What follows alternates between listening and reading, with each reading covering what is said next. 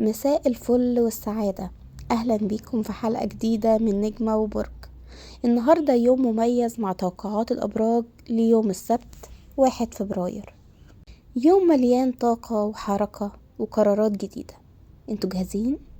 عشان النهاردة هنتكلم عن أهم التوقعات الفلكية وأخبار الكواكب وكل اللي هتحتاجوا تعرفوه عشان تخلوا يومكم مش بس عادي، لكن يوم مليان فرص وتحديات. يلا بينا نبدأ، وما تنسوش تعملوا لايك وشير عشان الناس كلها تعرف ايه اللي هيحصل في الأبراج النهاردة.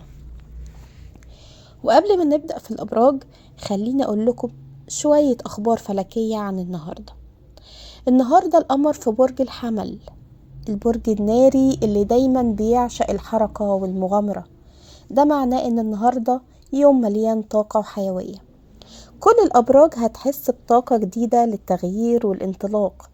القمر في الحمل بيدي دفعة للأفكار الجديدة والقرارات السريعة. يعني لو كنتوا بتفكروا في حاجة جديدة، النهاردة هو الوقت المثالي لكده. وبما ان القمر في الحمل في تأثيرات على جميع الأبراج، لكن خليني أقول لكم ان الكواكب هتكون في حركة جديدة، وده هيخلي اليوم حافل بالفرص. هنتكلم عن كل ده بشكل تفصيلي عشان تعرفوا كل برج هيحس بإيه. وكمان معانا الزهرة في برج الجدي، وده بيخلي العلاقات أكتر جدية.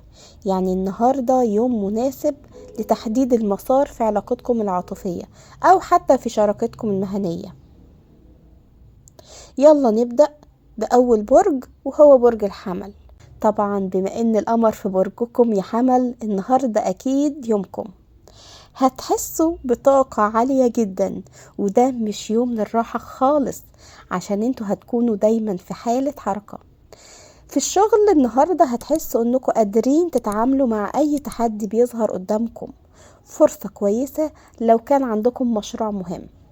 اما في الحب فالزهرة في الجدي هتخليكم اكتر جدية في علاقتكم. لو عندكم شريك خليكم حريصين في تعبيراتكم، اما لو مش مرتبطين ممكن تلاقوا شخص بيدخل في حياتكم. اليوم ده اكيد يوم حافل، خليكم جاهزين. ودلوقتي مع برج الثور. النهاردة هتحسوا بمزيج من الهدوء والعملية. القمر في برج الحمل هيدفعكم لعمل تغييرات في الروتين اليومي. أما في العمل فهتحسوا أنكم أكتر استعداد عشان ترتبوا وتنظموا الأمور بشكل عملي. مش وقت للتجارب الجديدة، لكن وقت للإنتاجية.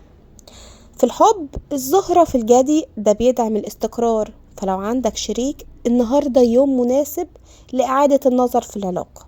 خليكم هاديين ومركزين في التفاصيل يا برج الثور. أهلا بالجوزاء.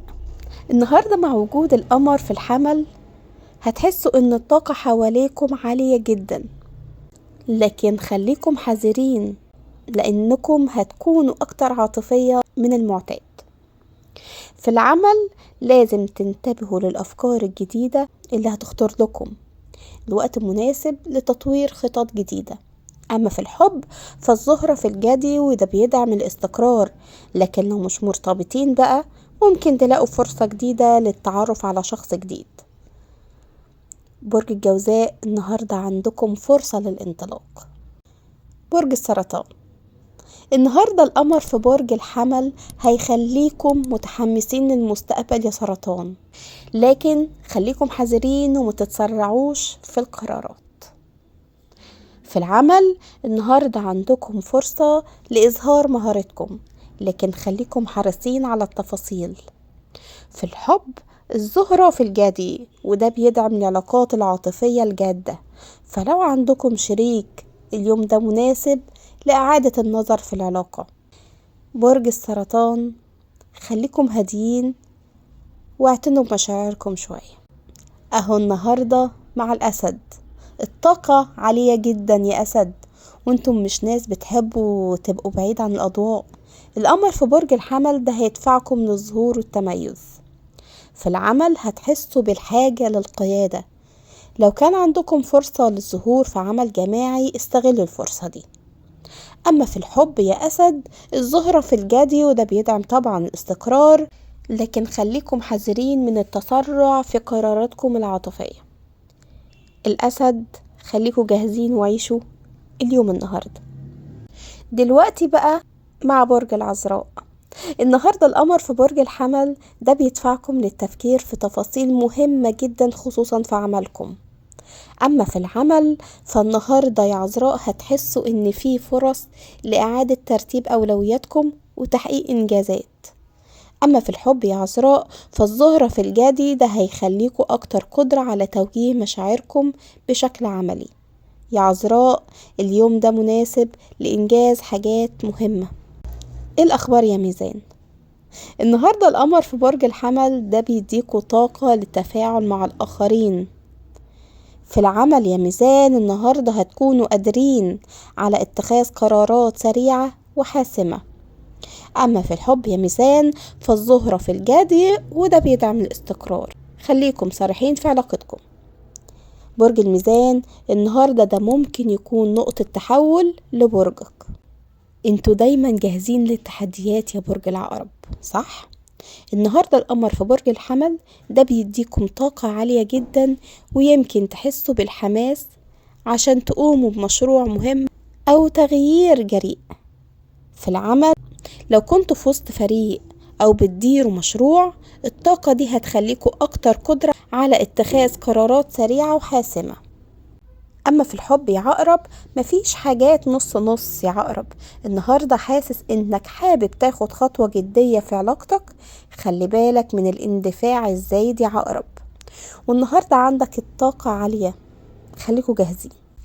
النهاردة عندكم فرصة رائعة للانطلاق في مغامرة جديدة يا قوس. مع القمر في برج الحمل هتحسوا بالحاجة للحرية ورغبة في التجديد والتغيير. أما في العمل لو كنتوا دايما في روتين ممل، اليوم ده هيخليكوا تحاولوا تلاقوا حلول جديدة أو تعملوا حاجة مختلفة. أما في الحب فالزهرة في برج الجدي، وده هيخليكوا أكتر تمسك بالواقعية في علاقتكم. فخلي بالكم يا قوس من التفاصيل اللي ممكن تكون مهمة. القوس دايما بيحب التحديات. اليوم ده هيناسبكوا جدا يا قوس. دلوقتي بقى مع برج الجدي، البرج اللي دايما بيحب النظام والترتيب. النهاردة مع الزهرة في برج الجدي هتلاقي الفرصة في تنظيم حياتكم العاطفية أو المهنية. لو كان عندكم حاجات أجلت، النهاردة هو الوقت اللي لازم تخلصوا فيه. أما في الحب الجدي مش من الأبراج اللي بتكون سريعة في اتخاذ قرارات عاطفية، لكن النهاردة ممكن تحسوا إنكم عايزين تتحركوا في العلاقة. خليكم صريحين مع الشريك النهاردة يا جدي. اليوم ده كمان مناسب عشان تعيد التفكير في الخطط المستقبلية. ودلوقتي مع برج الدلو، البرج المبدع والمفكر. النهاردة القمر في برج الحمل، وده هيخليكم مشغولين في الأمور المتعلقة بالجماعات والفرق، وهتحسوا انكم مستعدين لعمل خطوة كبيرة نحو الهدف الجماعي. أما في العمل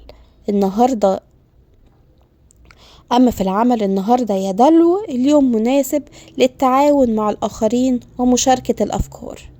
لو عندكم فريق عمل هتلاقوا نتائج ممتازة لو اشتغلتوا مع بعض. في الحب بقى النهاردة يا دلو الزهرة في الجدي، وده بيخليكم أكتر تمسك بالواقعية في علاقتكم. فخليكم حريصين في تصرفاتكم.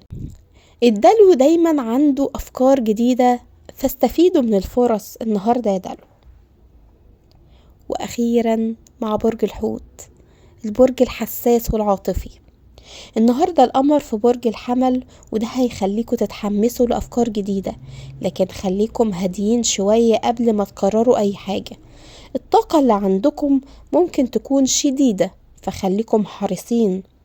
في الشغل يمكن تحسوا انه عندكم افكار كتير، بس خلي بالكم عشان ما تبقوش مشتتين. حاولوا تركزوا على الاولويات. اما في الحب فالزهرة في الجدي، وده بيساعدكم على اعادة التفكير في علاقتكم. خليكم صريحين في التعبير عن مشاعركم يا حوت، وركزوا في التفاصيل الصغيرة. النهاردة يوم مناسب للأفكار الجديدة، لكن لازم تكونوا هاديين. وكده تكون حلقتنا خلصت. يا رب تكونوا استفدتوا من التوقعات والأخبار الفلكية. أتمنى لكم يوم حافل بالطاقة الإيجابية والأحداث السعيدة. خليكم مستعدين للفرص الجديدة، واوعوا تنسوا إن الأبراج مش لازم تتحقق بنسبة 100%، لكن لو استغلينا طاقتها صح ممكن نغير كتير في حياتنا. اكتبوا لنا في التعليقات عن تجاربكم مع التوقعات. لو عندكم أي أسئلة اكتبولي، وما تنسوش تعملوا لايك وسبسكرايب، واشوفكم في الحلقة الجاية. باي باي.